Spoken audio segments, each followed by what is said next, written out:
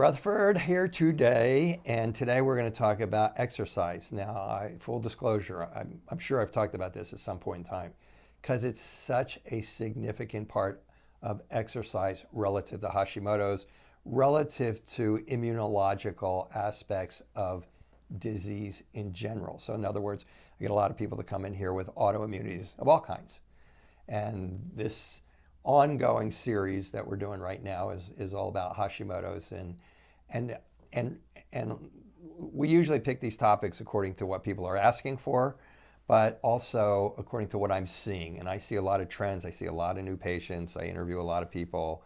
I've seen a lot of new patients. And the latest trend I'm seeing is people taking more responsibility for themselves, at least the ones that are calling here. And they're trying the different diets. They're off the gluten. They're taking the seleniums, and they're taking the methionine, and they're taking the zinc, and they're taking the magnesiums and everything. And they've probably gotten some improvement, but obviously they're not getting what they want out of it. So they call someone like me, and so one of the big things I'm seeing lately is people going, okay, I got to exercise. Exercise is good, and I probably have done something like this online already, and if I did, what I said was, yeah, but too much exercise is not good.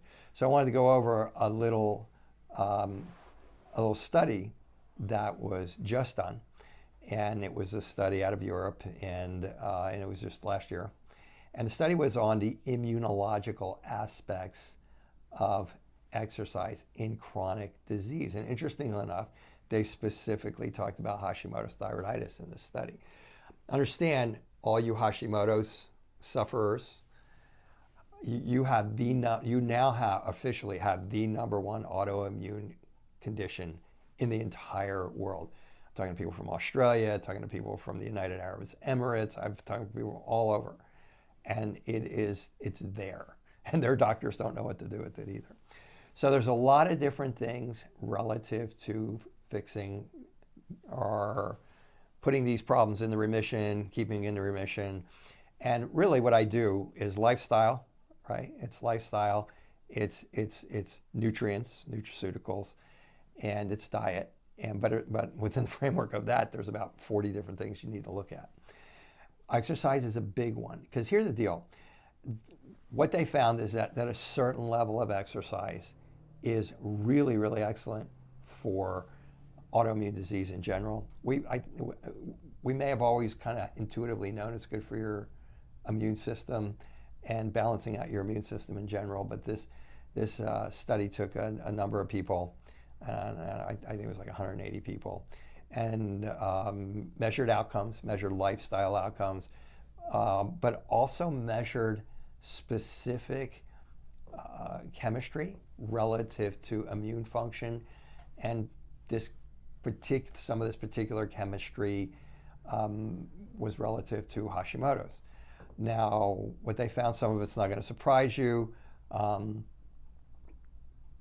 First of all, they found that it keeps your immune system and your metabolic system in balance when you do enough exercise, but not too much exercise. We'll get into the too much later. But if you do enough and you don't exceed your metabolic capacity, which I'll tell you what that means in a minute, then it shows that it improves physiological outcomes. In other words, you're able to function better during the day. You're able to think better. You're able to move better. You're able to do those types of things. More importantly, it improves psychological outcomes. They did psychological testing on these participants relative to anxiety, relative to depression, relative to panic attacks, and things of that nature. And they found that these outcome measures improved by 25, 35, 45%. And I must tell you, they were not, the lifestyle changes were relative to just exercise and a person doing maybe 20 or 30 minutes worth of walking, a day, because that was pretty much what they asked people to do. So they also, now I'm not sure how they came to this conclusion, and I read the whole article, and it's like several pages long, but they did come to the conclusion that it's cancer preventative, and that if you have cancer, that it improves the recurrence rates of cancer by you doing exercises. Well, it makes sense if they're saying that all of these markers that are inflammatory markers, immune exacerbating markers in the blood are all improving, then it would make sense that it could give you a better shot of not getting cancer, even if you have genetically, proven cancer lines in your family. Obviously, you probably have to do a little bit more than exercise, but really they isolated that out, and the only factor that they evaluated in this study was exercise. Okay, and then the biggest thing that caught my eye that made me want to do this was it just decreased immune inflammation. It decreased inflammatory markers across the board. Some of you may be familiar with markers of called C-reactive protein. So that's a big marker today, especially in the cardiac world. It's a marker that means you're getting an inflammatory response, and if you're getting an inflammatory response of such a severity, then it increases your risk for getting heart disease by like a ton, like 40-50% or something like that. And the way it works is there's this inflammation takes place. The inflammation starts damaging the inside arteries of your heart, and in this particular study, they studied the heart, but it can also be stroke, and that it can make you more susceptible to. And that showed that a moderate amount of exercise decreased your ability to increase your ability to decrease your C-reactive protein, which goes to heart disease, but it also goes to not flaring up autoimmunity, particularly we're talking about Hashimoto's right now, but specific to Hashimoto's, TNF alpha went down, IL-6 went down, and about 6 other markers that are all inflammatory markers. Okay, when you get those antibody tests back that tell you that you have Hashimoto's, your thyroid peroxidase antibodies, particularly, and your antithyroglobulin antibodies. They're antibodies. They're not destroying your thyroid. They're telling these guys to destroy your thyroid, the TNF alphas, the IL-6s, and those types of things. These are white blood cells that are good until they're out of control. And when they get out of control, they cause inflammation. So proper exercise dampens them. I go back to, and the reason I'm doing this one is because suddenly I'm treating people who are triathletes. I'm treating people who are cross country, marathon runners. I'm just treating people that are going to the gym and doing high intensity exercises, and all of those, well, not all of those are extreme.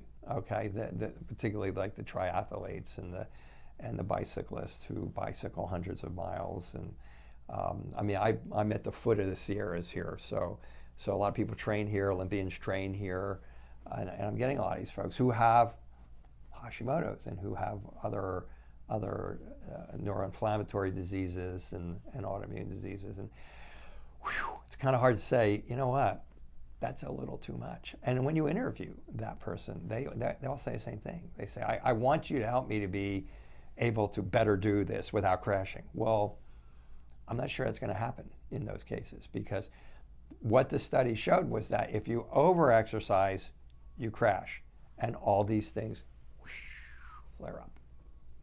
When they flare up, it's heart palpitations, anxiety, panic attacks, depression, it's joint pain, but it's fatigue. Oh my God, it's fatigue. They're down for days, and then and so it's that mindset of more is better that I'm trying to break here. Now, so exercise is good up to a certain point, and you have to find out what that point of duration and intensity is. And the way you find out is you pick an exercise.